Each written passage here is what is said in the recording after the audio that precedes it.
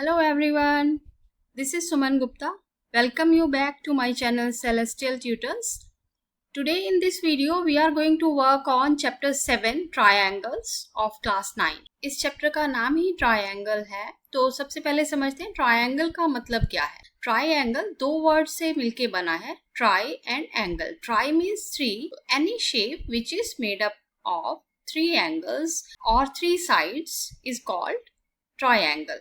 Next important word है congruency. सबसे पहले समझो कि कॉन्ग्रुएंस का मतलब क्या है।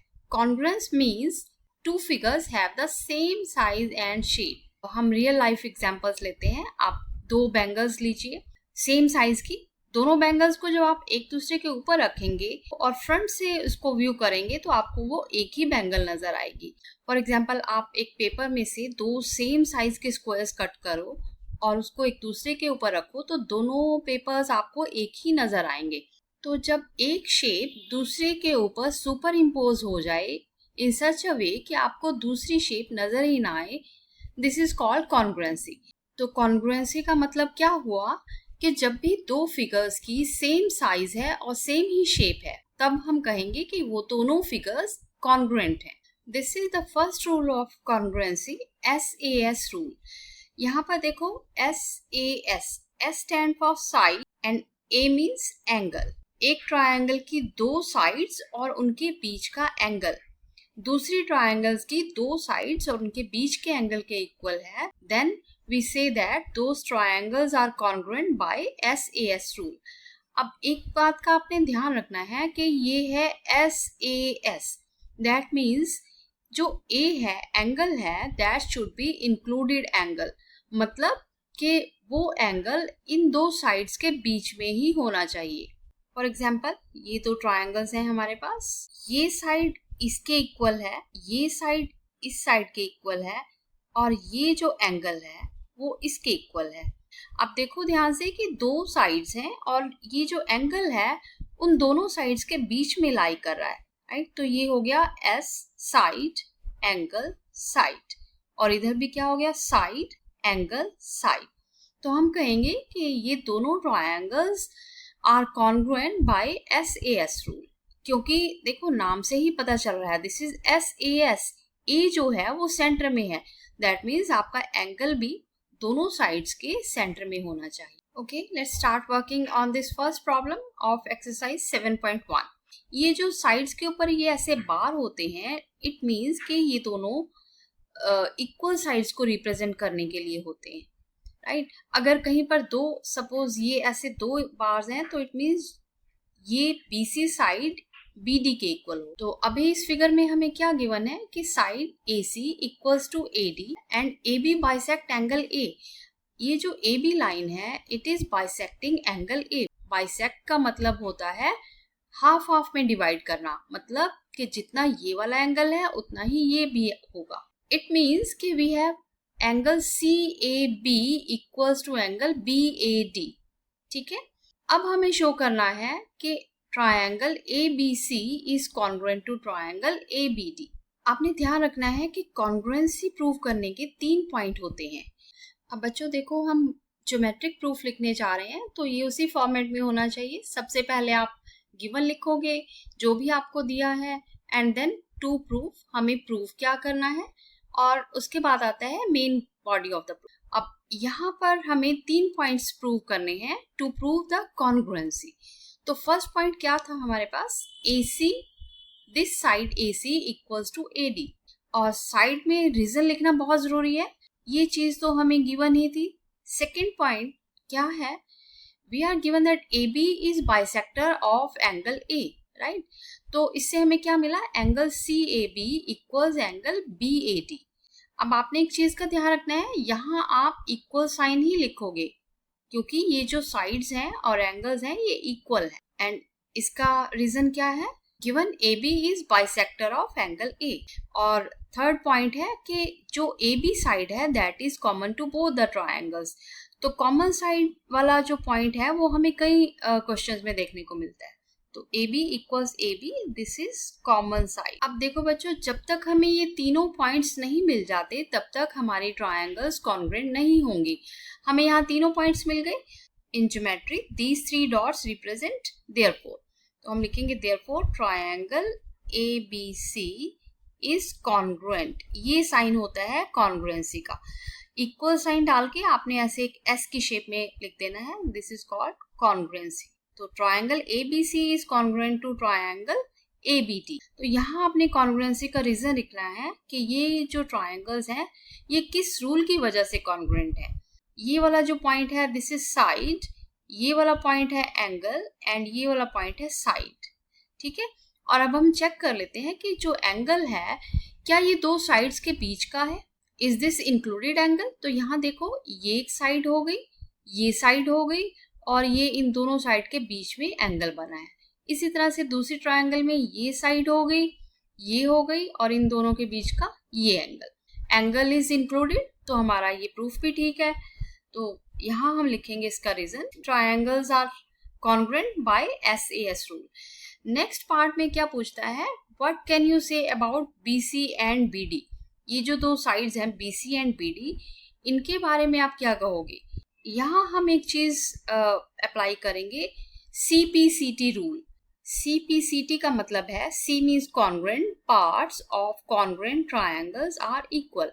जब हमने ये प्रूव कर दिया है कि ये दोनों ट्राइंगल्स कॉन्ग्रुएंट हैं तो इट मीन्स कि इनके सभी कॉरस्पॉन्डिंग पार्ट्स आपस में इक्वल होंगे. इट मीन्स कि BC एंड BD भी इक्वल होगा by CPCT. Therefore BC is equal to BD और यहाँ हम रीजन लिखते हैं by CPCT. In this second problem, we are given ABCD is a quadrilateral. इसमें हमें क्या गिवन है, AD equals BC. This side AD equals BC. ये जो एंगल है DAB, this is given equal to angle CBA. CBA. It means ये दो angles equal है. We need to prove that triangle ABD is congruent to triangle BAC. हमें ABD और ABC दोनों triangles को कॉन्ग्रुएंट प्रूव करना है. तो चलो देखते हैं कौन कौन से पॉइंट्स हैं हमारे पास. फर्स्ट पॉइंट तो जो गिवन है हम वहीं से लेते हैं. गिवन क्या है, the side AD equals BC. Now second points हो गया एंगल्स का. ये हम एज इट इज लिख देते हैं, angle DAB equals angle CBA. अब थर्ड पॉइंट देखो क्या बनेगा. ये दोनों ट्राइंगल्स हैं ABD एंड ABC. इन दोनों में देखो कुछ कॉमन है. मैंने आपको लास्ट प्रॉब्लम में भी बताया था कि जनरली एक कॉमन साइड दी होती है. तो देखो कोई कॉमन साइड है. यहाँ पर ये वाली कॉमन साइड है. AB is common to both the triangles, क्योंकि दोनों ट्राइंगल्स का जो बेस है वो AB ही है. तो थर्ड पॉइंट बड़ा इजी सा है, AB equals AB the common side. ये तीनों ही पॉइंट बड़े इजी थे. हमारे पास तीनों पॉइंट्स हो गए हैं. And now using these 3 points, the triangles are congruent. ये congruency का सिंबल होता है. And हमें इसका रीजन भी लिखना है. ये triangles congruent हैं तो किस रूल से. ये फर्स्ट वन हो गई side, this first one is side, ये एंगल और ये अगेन अ साइड. और चेक करो कि क्या एंगल इंक्लूडेड है दोनों साइड्स में. ये एक साइड है हमारे पास AD और दूसरी साइड है AB और जो एंगल है वो इन दोनों साइड्स के बीच में बना है. तो एंगल भी इंक्लूडेड है. तो इट मीन्स ये SAS रूल करेक्टली अप्लाई हो रहा है. यहाँ पर हमने प्रूव कर दिया है कि दोनों ट्राइंगल्स कॉन्ग्रुएंट है. Now moving on to second part. Second part में हमें पूछा गया है कि BD इक्वल्स AC. हमें प्रूव करना है कि ये जो साइड है BD that is equal to AC. अब बड़ा ही आसान है क्योंकि हम ट्राइंगल्स कॉन्ग्रुएंट प्रूव कर चुके हैं ऑलरेडी. तो हम जानते हैं कि if two triangles are congruent then each side and angle of one triangle is equal to the corresponding side and angles of other triangle. तो जैसे ये साइड इसके इक्वल है, ये एंगल इसके इक्वल है, ऐसे ही ये एंगल इसके इक्वल होगा और ये साइड BD जो है that is equal to AC. तो सेकेंड पॉइंट में हमें सिर्फ यही लिखना है कि side BD equals AC reason by CPCT. Now the third part में हमें प्रूव करना है कि angle ABD equals angle BAC. ABD ये वाला एंगल हुआ and BAC is this angle. हमें प्रूव करना है कि दोनों एंगल्स इक्वल हैं. अब देखो हम ऑलरेडी प्रूव कर चुके हैं कि दोनों ट्रायंगल्स कॉन्ग्रुएंट हैं, तो बाय सीपीसीटी इनके कॉरस्पॉन्डिंग एंगल्स भी इक्वल होंगे।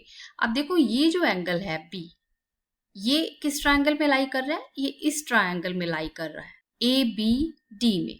और जो एंगल बी ए सी है ये किस ट्रायंगल में है? ए बी सी, इस वाली ट्रायंगल का एंगल है। तो therefore angle A B D equals angle B A C by CPCT. ये तो बहुत ही आसान था प्रूफ करना। हमें सिर्फ फर्स्ट पार्ट में दो ट्रायंगल्स को कॉन्ग्रुएंट करना था और उसके बाद बाकी दोनों पार्ट्स जो हैं वो उनकी कॉरस्पॉन्डिंग साइड्स हैं या फिर एंगल्स हैं, तो बाय सीपीसीटी वो दोनों भी इक्वल होंगे। Before moving on to third problem, let's learn about the next rule of congruency which is ASA या AAS। दोनों ही रूल्स एप्लीकेबल हैं। ASA रूल क्या कहता है? that two triangles are congruent if two angles and the included side of one triangle are equal to two angles and the included side of other triangle. For example, आपके पास ये दो triangles हैं, ये angle इसके equal है, ये angle इसके equal है and this side equals to this side.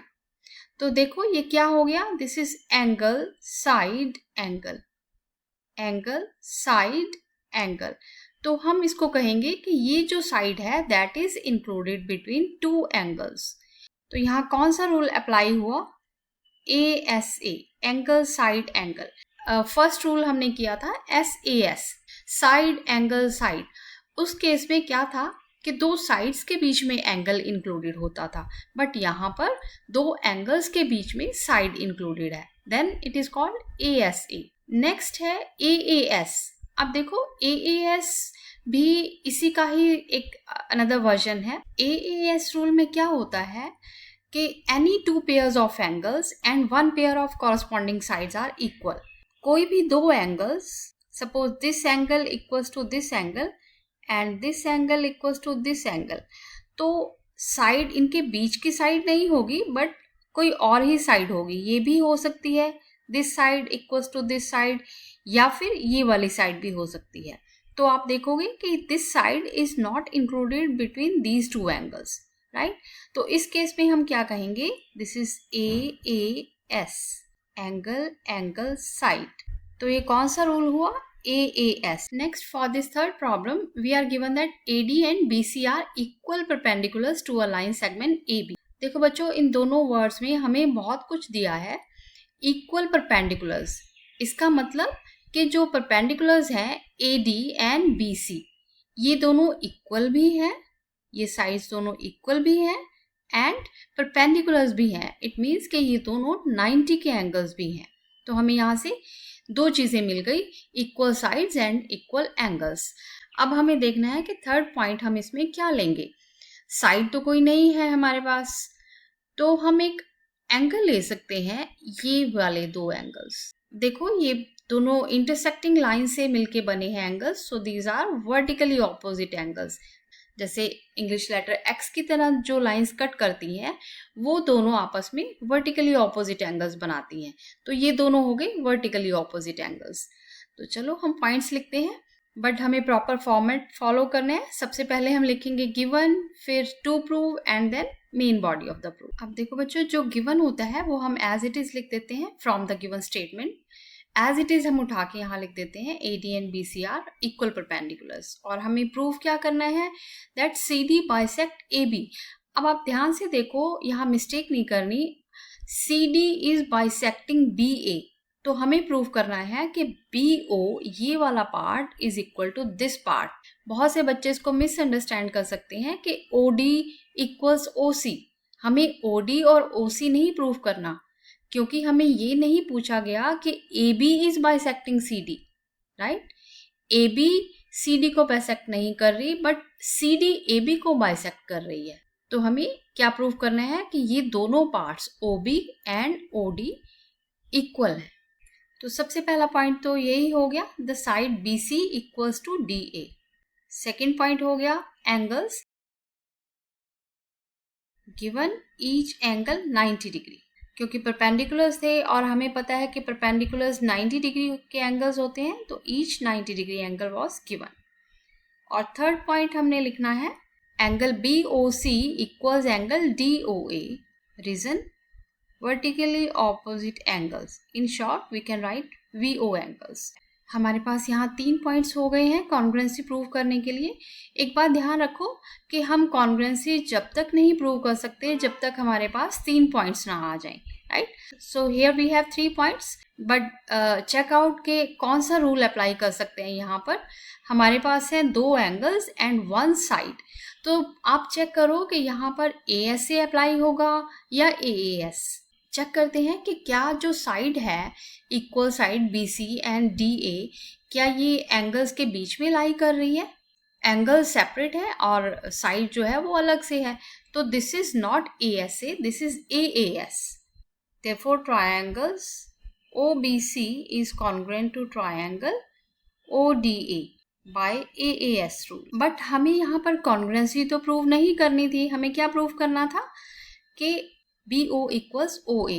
But क्योंकि हम कॉन्ग्रुएंसी प्रूव कर चुके हैं and we know that corresponding sides are equal by CPCT. तो ये जो दोनों कॉरस्पॉन्डिंग साइड हैं BO एंड OA, ये दोनों भी इक्वल होंगी. तो हम लिखते हैं side BO equals OA by CPCT.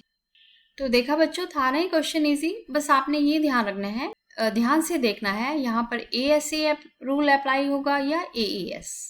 और अगर आप ASA एंड AAS रूल के बीच के डिफरेंस को और अच्छे से समझना चाहते हैं तो डिस्क्रिप्शन बॉक्स में जो लिंक्स दिए हैं you can watch those videos. For this next problem, we are given L and M are 2 parallel lines intersected by another pair of parallel lines P and Q. तो L और M 2 parallel lines given है. इनको 2 और parallel lines intersect कर रही हैं, ये P and Q, right. तो ये 2 भी पैरेलल लाइंस हैं और ये दोनों भी पैरेलल लाइंस हैं. और हमें प्रूफ क्या करना है कि ट्रायंगल ABC, ये जो ट्रायंगल है is congruent to triangle CDA. अब देखो बच्चों, जो भी चीज हमें गिवन होती है उसका हमें कहीं ना कहीं यूज होता ही है, तभी वो गिवन होती है. तो हमें उसी में से ढूंढना है कि हमें यहाँ से क्या मिल सकता है. पैरेलल लाइंस दी हैं तो हमें पैरेलल लाइन से हो सकता है एंगल्स मिले. ऑल्टरनेट इंटीरियर एंगल्स भी हो सकते हैं या कॉरस्पॉन्डिंग एंगल्स. ये जो 2 लाइंस L एंड M, अभी आप इन दोनों लाइंस को देखो और ये क्या हो गई, ट्रांसवर्सल लाइन, राइट. तो ये दोनों एंगल्स कौन से हो गए, these are alternate interior angles, right. तो यहां से हमें मिलता है हमारा फर्स्ट पॉइंट कि this angle equals to this angle. इसका रीजन हम यहाँ क्या लिखेंगे, इंटीरियर ऑल्टरनेट एंगल्स. अब देखो बच्चों, सेकेंड पॉइंट हमें कहाँ से मिलेगा. पहले हमने L और M पैरेलल लाइंस यूज करके ये AC को ट्रांसवर्सल यूज किया था. अब हम यूज करेंगे P and Q which are also given parallel. तो उसके लिए हम इस फिगर को थोड़ा ऐसे घुमा के देख लेते हैं, ये आपके लिए इजी रहेगा. अब देखो यहाँ पर ये जो 2 हैं P एंड Q, ये 2 पैरेलल लाइंस है और ये ट्रांसवर्सल लाइन है. और ये दोनों एंगल्स कौन से हुए, again these are interior alternate angles, right.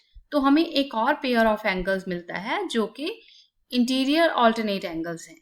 तो सेकंड पॉइंट के लिए हमें मिलते हैं ये वाले दोनों एंगल्स, ये और ये angle BAC equals to angle ACD. और इसका भी रीजन सेम हुआ, इंटीरियर ऑल्टरनेट एंगल. अब देखो हमें 2 पेयर ऑफ एंगल्स तो मिल गए, तीसरा पॉइंट कहाँ से मिलेगा. तीसरा पॉइंट ये देखो, मैंने आपको पहले भी बताया था कि कॉमन साइड वाला जो पॉइंट है वो अक्सर उसको ध्यान से सर्च किया करो, वो अक्सर होता ही है प्रॉब्लम्स में. तो यहाँ पर this side AC is common to both the triangles. तो हम लिखेंगे AC equals AC common side. हमें यहाँ तीनों पॉइंट्स मिल गए हैं कॉन्ग्रुएंसी के. ये दोनों हो गए एंगल्स एंड ये हो गई साइड. अब चेक करो कि क्या जो साइड है वो दोनों एंगल्स के बीच की साइड है. ये 2 एंगल्स हैं, उनके बीच की ये साइड है. ऐसे ये दोनों एंगल्स, उनके बीच की ये साइड. तो हम लिखेंगे therefore triangle ABC is congruent to triangle CDA by ASA rule. Next problem number 5 में हमें क्या गिवन है कि line L is the bisector of angle A and BP and BQ are perpendicular from point B to arms of angle A। तो ये जो line है L, this is the angle bisector basically. तो यहाँ से हमें क्या मिलेगा कि ये दोनों एंगल्स इक्वल है। बाइसेक्टर मतलब कि ये दोनों एंगल्स को इक्वली हाफ हाफ में डिवाइड कर रही है। एंड नेक्स्ट कि BP and BQ are perpendiculars. इसका मतलब जो लाइन BP एंड BQ जो एंगल्स बना रही हैं, these are 90 degree angles, right. Format में सबसे पहले हम गिवन लिखते हैं, फिर टू प्रूव लिखते हैं and then main body of the proof. तो हमें यहाँ प्रूफ क्या करना है, triangle APB and AQB are congruent to each other. तो इसके लिए हम सबसे पहले 3 पॉइंट सर्च करते हैं। तो फर्स्ट पॉइंट हमें क्या है मिला है यहाँ पर, this line L is the bisector of this angle A। इसका मतलब कि ये जो एंगल है QAB एंड BAP, ये दोनों एंगल्स इक्वल होंगे। और इसका रीजन क्या लिखेंगे, the line L is the bisector of angle A। और यहाँ सेकेंड पॉइंट हमारे पास क्या है, 90 डिग्री एंगल्स वाला पॉइंट। तो सेकेंड पॉइंट हम लिखेंगे angle AQB equals to angle APB। तो इसका रीजन क्या हुआ, गिवन परपेंडिकुलर्स। नेक्स्ट हमें थर्ड पॉइंट सर्च करना है। देखो थर्ड पॉइंट क्या होगा, third point should be a side, right. अब देखोगे हमें कौन सी साइड्स इक्वल या कुछ ऐसी गिवन है। Yes, again we got here the common side, right. तो कॉमन साइड वाला पॉइंट जो है वो बहुत ही कॉमन है।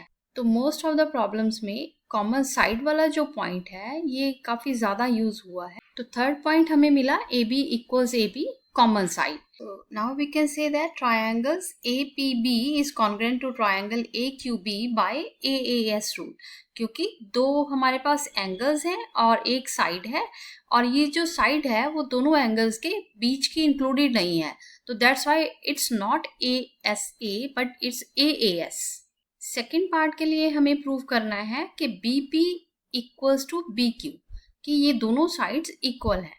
अब हम ऑलरेडी फर्स्ट पार्ट में प्रूव कर चुके हैं कि ये दोनों ट्रायंगल्स कॉन्ग्रुएंट हैं। तो बाय CPCT रूल इसकी कॉरस्पॉन्डिंग साइड्स और कॉरस्पॉन्डिंग एंगल्स आपस में इक्वल होंगे। तो therefore using the rule of CPCT BP equals BQ। So we got that BP equals BQ। इसका मतलब we can say that B is equidistant from the arms of angle A। जो point B है वो angle A की arms है, इनसे equal distance पे है। Okay बच्चों, so these were the 5 problems of exercise 7.1। I hope you have understood all the concepts and problems. In case you have any questions, any other problem, you can ask me in the comment box. In our next video, I'm going to explain you the next problems 6, 7, 8 of this exercise. And जिन्होंने अभी तक नहीं subscribe किया है, please subscribe to this channel and press the bell icon button ताकि आपको next videos की notification मिलती रहे. So stay tuned for our next video. Till then, take care. Bye bye.